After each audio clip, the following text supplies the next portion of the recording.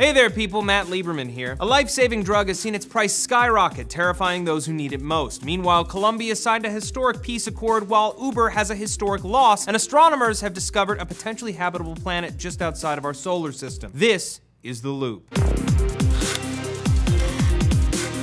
First, briefly, I'd like to address the awful earthquakes that ripped apart Amatrice, Italy, and surrounding towns such as Accumoli and Arquata del Tronto this week. As of this writing, the 6.2 magnitude earthquake has claimed at least 250 lives and injured many others. Aftershocks have made it difficult for first responders to find survivors, but the search continues. We offer our deepest sympathies to Italy and its citizens during the aftermath of this horrible disaster. Meanwhile, in the United States, pharmaceutical company Mylan has received widespread hatred and scorn this week after jacking up the price of the EpiPen, a device used by allergy sufferers to inject themselves with life-saving epinephrine during an allergic attack, by 400% since 2009. In 2009, the average price of an EpiPen was $55. Today, the average price of one EpiPen is $320, with 2 packs climbing as high as $600 to $700 each. Even notorious pharmaceutical price gouger Martin Shkreli referred to Mylan as vultures in a recent comment, according to Ars Technica. Under the fiercest scrutiny at the company is its chief executive, Heather Bresch, the daughter of U.S. Democratic Senator from West Virginia, Joe Manchin III. Since she purchased the rights to the EpiPen from Mylan back in 2007, Bresch's salary has climbed from $2,453,456 to $18,931,068 in 2015, according to the Securities and Exchange Commission. That's an increase of 671% over the course of almost a decade, while ordinary families struggle to purchase EpiPens that could save their own lives as well as their children's. Mylan has no intention to drop the price of the EpiPen, but in response to the controversy, Mylan is now offering discounts of $300 for, quote, patients in health plans who face higher out-of-pocket costs, and will raise the maximum income level of families eligible to receive assistance to pay for the EpiPen. As of now, a family of 4 that makes $97,200 or less will not have to pay out-of-pocket for the drug. In Havana, Cuba, Wednesday, the Colombian government signed a peace treaty with the FARC rebels, ending a 52-year conflict that's claimed the lives of over 260,000 people and has displaced millions of others. The peace talks have been ongoing for the past 4 years, which finally culminated in an accord touted to not only bring peace to the nation, but a collaborative effort to bring justice to the victims of a long, bloody conflict and to forge a more socially inclusive society. U.S. President Barack Obama called Colombian President Juan Manuel Santos to offer his congratulations as the streets of Bogota were filled with people celebrating the historic end to war in the country. Under this accord, the FARC rebels will cease all armed operations, but will instead join the country's political process. However, the accord must pass a national referendum vote on October 2nd in order to be ratified. If Colombian citizens refuse to approve the bill, it is uncertain where the country will go from there. Former Colombian President Alvaro Uribe is at the front of the charge to get the accord rejected, as he believes that the FARC, who financed themselves through the smuggling of cocaine, should instead be forced to face criminal charges. Only time will tell how Colombia will face its future. Now ubiquitous rideshare company Uber posted losses of $1.27 billion in the first half of 2016. You see, in order to keep ride prices low for consumers, Uber offers what they call driver subsidies. Essentially, customers pay the majority of what a ride should actually cost for drivers to make a fair wage, and Uber covers the rest of the cost to keep their drivers invested in their jobs driving for Uber. An Uber spokesperson pointed to this practice as a key reason for the massive losses. Another reason is a failure to properly launch Uber in China. Uber has lost at least $2 billion over the last 2 years in China and has officially ceased operations in the country after making a deal last month with its largest Chinese competitor, Didi Chuxing. In exchange for leaving China, Uber receives a 17.5% stake in Didi Chuxing, as well as $1 billion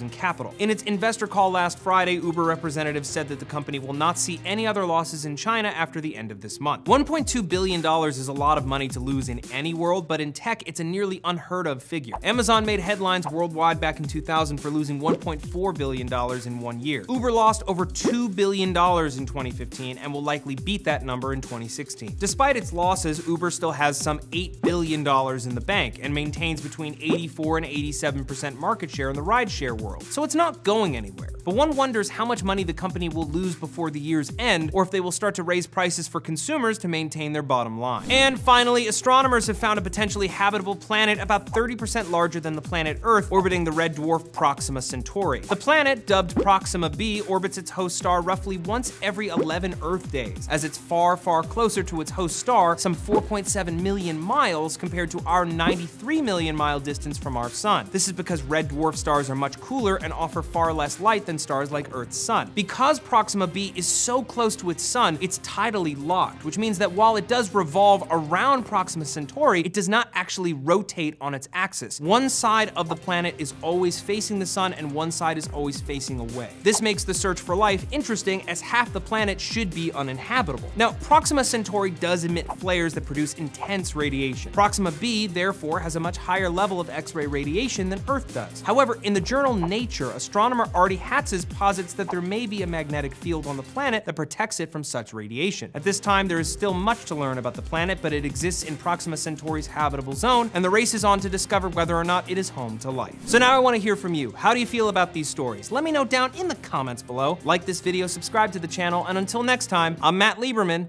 and you're in the loop. Thanks for watching. News of the hack first surfaced last Saturday when the hackers posted the code sample on GitHub with the following. Who hasn't cut their butthole shaving? Everybody has. Right?